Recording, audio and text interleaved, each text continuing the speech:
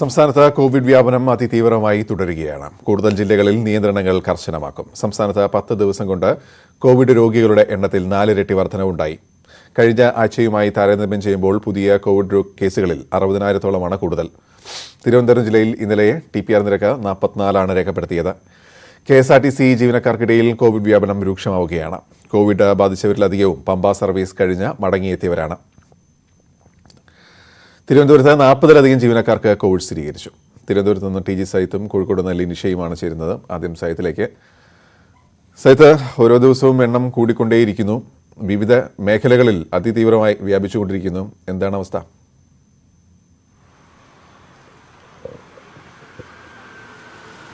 സംസ്ഥാനത്ത് സങ്കീർണമായ ഒരു സാഹചര്യത്തിലേക്ക് പോകുന്നു എന്നതാണ് സൂചനകൾ.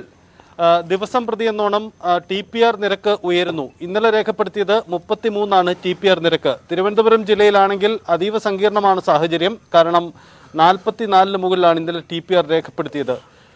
2 പേർ പരിശോധിക്കുമ്പോൾ ഒരാൾക്ക് പോസിറ്റീവ് ആവുന്ന അവസ്ഥയിലേക്ക് സാഹചര്യങ്ങൾ മാറുന്നു എന്നതാണ് നിലവിലുള്ള സാഹചര്യം. എന്തായാലും വലിയ ആശങ്കയാണ് ഉണ്ടാകുന്നത്. കൂടുതൽ നിയന്ത്രണങ്ങളിലേക്ക് സർക്കാർ കടന്നേക്കുമെന്നാണ് സൂചന. അങ്ങനെയെങ്കിൽ അടുത്ത അവലോകന യോഗത്തിൽ തന്നെ ഇക്കാര്യത്തിൽ തീരുമാനമുണ്ടായേക്കും. മറ്റു ജില്ലകളിലേക്കും രോഗവ്യാപനമുണ്ട്. തിരുവനന്തപുരത്തിന് പുറമെ എറണാകുളം ജില്ലയിലായിരുന്നു ഏറ്റവും കൂടുതൽ രോഗികൾ. എറണാകുളത്തിന് പുറമെ ഇപ്പോൾ കോഴിക്കോടും സങ്കീർണമായ സാഹചര്യം. രോഗികളുടെ എണ്ണം വർദ്ധിക്കുന്നു എന്നതാണ് സാഹചര്യം. കഴിഞ്ഞ 10 ദിവസത്തെ കണക്ക് പരിശോധിക്കുമ്പോൾ 10 ദിവസത്തെ അപേക്ഷിച്ച് 4 ഇരട്ടിയിലധികം രോഗികളുടെ എണ്ണത്തിലുള്ള വർധനമാണ് ഉണ്ടായിരിക്കുന്നത്. കഴിഞ്ഞ ആഴ്ചയുമായി താരതമ്യം 60,000-ലധികം രോഗികളുടെ എണ്ണവും വർദ്ധിക്കുന്നു. സംസ്ഥാനത്തെ ചികിത്സാ സംവിധാനങ്ങൾ സ്വകാര്യ ആശുപത്രികളിൽ പലയിടത്തും ഇപ്പോൾ തന്നെ കോവിഡ് രോഗികൾക്ക് പ്രവേശനം അനുവദിക്കുന്നില്ല എന്ന പരാതിയുണ്ട്. കാരണം അവിടെയെല്ലാം രോഗികളെ കൊണ്ട് നിറഞ്ഞിരിക്കുന്നു. സർക്കാർ മേഖലയിൽ ഇപ്പോഴും സംവിധാനമുണ്ട്, പ്രതിസന്ധിയില്ല എന്ന് പറയുമ്പോഴും ഈ രീതിയിൽ രോഗികളുടെ എണ്ണം വർദ്ധിച്ചാൽ സ്വാഭാവികമായി നിലവിൽ ഈ ഹോസ്പിറ്റൽ അഡ്മിഷൻ റേറ്റ് എങ്ങനെയാണ്? നന്നായി കൂടുന്നുണ്ടോ അതോ ആശ്വാസകരമാണോ?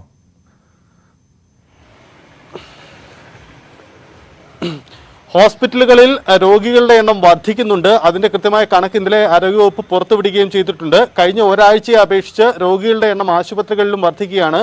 പക്ഷേ സംസ്ഥാനത്തെ സംബന്ധിച്ച് ഇപ്പോഴും പ്രതീക്ഷ നൽകുന്ന ഒരു കാര്യം, ഈ പുതിയതായി വർദ്ധിക്കുന്ന രോഗികളിൽ ഒരു ചെറു ശതമാനത്തിന് മാത്രമേ ഇപ്പോഴും ആശുപത്രികളിലേക്ക് മാറി ചികിത്സിക്കേണ്ട സാഹചര്യമുള്ളൂ എന്നതാണ്. മറ്റുള്ളവരെല്ലാം വീടുകളിൽ അവർ ക്വാറന്റൈനിൽ തുടരുന്നു എന്നതാണ് സാഹചര്യം. പക്ഷേ രോഗികളുടെ എണ്ണത്തിൽ ഇനിയും പെട്ടെന്ന് വർധനവുണ്ടായാൽ സ്വാഭാവികമായും നമ്മുടെ ചികിത്സാ സംവിധാനങ്ങളെ അത് ബാധിക്കും, ICU ബെഡുകളെ അത് ബാധിക്കും. അത്തരം പ്രതിസന്ധിയിലേക്ക് അത് കടന്നേക്കാം. അത് ഉണ്ടാവാതിരിക്കാനുള്ള ജാഗ്രത ഉണ്ടാവണമെന്നതാണ് ആരോഗ്യവകുപ്പിന്റെ മുന്നറിയിപ്പ്.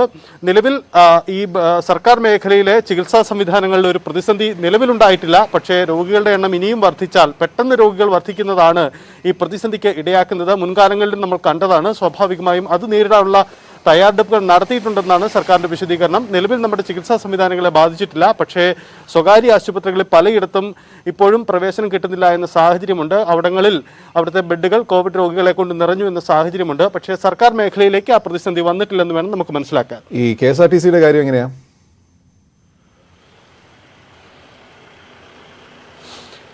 KSRTC ഒരു പുതിയ പ്രതിസന്ധിയെ നേരിടുകയാണ്. കാരണം ജനങ്ങളുമായി ഏറ്റവും സമ്പർക്കമുള്ള ഒരു മേഖലയാണ് KSRTC. അത് KSRTC ജീവനക്കാരെ സംബന്ധിച്ച് കൂട്ടത്തോടെ രോഗം ബാധിക്കുന്ന സാഹചര്യമുണ്ട്. തിരുവനന്തപുരം ജില്ലയിൽ തന്നെ കഴിഞ്ഞ ഒരു ദിവസത്തെ കണക്ക് പരിശോധിക്കുമ്പോൾ 40-ലധികം രോഗികൾ ഉണ്ടായി എന്നതാണ്. ഈ തരത്തിൽ ദിവസവും കോവിഡ് രോഗികളായി KSRTC ജീവനക്കാരിൽ കോവിഡ് രോഗികളുടെ എണ്ണം വർദ്ധിക്കുന്നു എന്ന സാഹചര്യമുണ്ട്. ഇത് സർവീസുകളെ തന്നെ ഗുരുതരമായി ബാധിക്കുന്നു. ശബരിമല ഡ്യൂട്ടി കഴിഞ്ഞ് മടങ്ങിയെത്തിയവരിലാണ് കൂടുതലും രോഗബാധ കണ്ടെത്തുന്നത്. ഇത് MDA അടക്കം ഇക്കാര്യങ്ങൾ അറിയിച്ചിട്ടുണ്ട്. KSRTCയുടെ ചീഫ് ഓഫീസറും അടക്കം രോഗവ്യാപനം രൂക്ഷമാണ്. പൊതുവിൽ സർവീസുകളെ തന്നെ അത് ബാധിക്കുന്ന സാഹചര്യമാണ്. പല സർവീസുകളും മുടങ്ങുന്ന സാഹചര്യം നിലവിലുണ്ടായിട്ടുണ്ട്.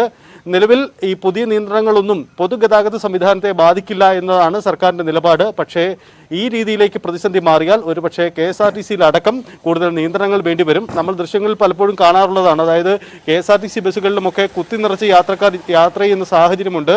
മുൻകാലങ്ങളിൽ 50% യാത്രക്കാരെ മാത്രം അനുവദിക്കുന്ന സാഹചര്യമായിരുന്നു. പിന്നെ അത് സീറ്റിംഗ് കപ്പാസിറ്റി മാത്രം അനുവദിച്ചിരുന്നു. പക്ഷേ ഇപ്പോൾ അതിൽ നിന്നൊക്കെ മാറി ആൾക്കാർ തിങ്ങി നിറഞ്ഞ് ബസ്സുകളിൽ യാത്ര ചെയ്യുന്ന സാഹചര്യമാണ്. അതായത് ഇത്തരം പൊതുഗതാഗത സംവിധാനങ്ങൾ രോഗവ്യാപന കേന്ദ്രങ്ങളാകുന്നു എന്ന പരാതി ആരോഗ്യവകുപ്പിനുണ്ട്. അവർ നേരത്തെ അത് ചൂണ്ടിക്കാണിച്ചിരുന്നതുമാണ്. സ്വാഭാവികമായും ഇപ്പോഴത്തെ സാഹചര്യത്തിൽ ഇതിന് ചില നിയന്ത്രണങ്ങൾ വരാനുള്ള സാധ്യതയുണ്ട്. ഒരുപക്ഷെ അടുത്ത അവലോകന യോഗത്തിലൊക്കെ ഇക്കാര്യം സർക്കാർ പരിഗണിച്ചേക്കാം. കോഴിക്കോട് നിന്ന് ലിനിഷയും ചേരുന്നു. ലിനിഷ, കോഴിക്കോട്ട് എത്രമാത്രം സങ്കീർണമാണ് കാര്യങ്ങൾ? ഹോസ്പിറ്റലുകളുടെ അവസ്ഥ എന്താണ്?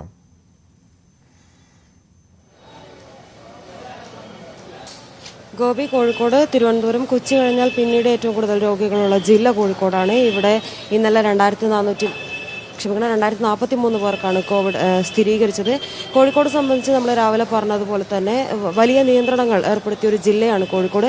എന്നാൽ കോഴിക്കോട് ജില്ലയിൽ ജനങ്ങൾ അത്തരത്തിലുള്ളൊരു നിയന്ത്രണത്തെപ്പറ്റി അറിയാഞ്ഞിട്ടാണോ എന്താണെന്ന് അറിയില്ല. രാവിലെ തന്നെ ഇന്നലെ ഏത് രീതിയിലാണോ ഉണ്ടായത് അതുപോലെ തന്നെ ആളുകൾ എത്തുന്നുണ്ട്. ഞാനിപ്പോൾ ഉള്ളത് കോഴിക്കോട് ബസ് സ്റ്റാൻഡിലാണ്. ഇവിടെ ആളുകളൊക്കെ രാവിലെ തന്നെ എത്തിയിട്ടുണ്ട്.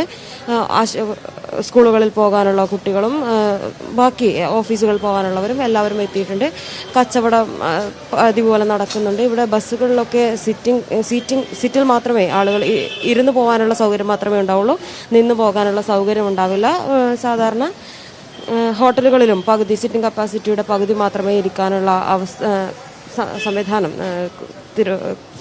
കോഴിക്കോട് ജില്ലാ ഭരണകൂടം ഏർപ്പെടുത്തിയത്. അത്ര ആളുകൾ മാത്രമേ ഉണ്ടാവുള്ളൂ. കടകളൊക്കെ രാവിലെ തന്നെ തുറന്നിട്ടുണ്ട്. കടകളിൽ ഒരു മാറ്റവുമില്ലാതെ എനിക്ക് കാണാൻ കഴിയുന്ന ഇവിടെ ഒരു മാറ്റവുമില്ലാതെ ഇന്നലത്തെ പോലെ തന്നെ യാതൊരു മാറ്റവുമില്ല. ആളുകൾ വരുന്നു, കൂട്ടം കൂടുന്നു. പക്ഷേ ജില്ലാ ഭരണകൂടം പറഞ്ഞതനുസരിച്ച് ആളുകളുടെ എണ്ണത്തിൽ വലിയ നിയന്ത്രണം ഉണ്ടാകുമെന്ന് പറയുന്നു. ആൾക്കൂട്ടം തീരെ അനുവദിക്കില്ല എന്ന് പറയുന്നു. പക്ഷേ ഇതുവരെയും ആളുകളിലേക്ക് അത്തരത്തിലൊരു കാര്യം എത്തിയിട്ടില്ല എന്ന് തന്നെയാണ് നമുക്ക് ഇവിടെ നിന്നും പറയാൻ കഴിയുന്ന വിവരം. ശരി ലിനിഷ.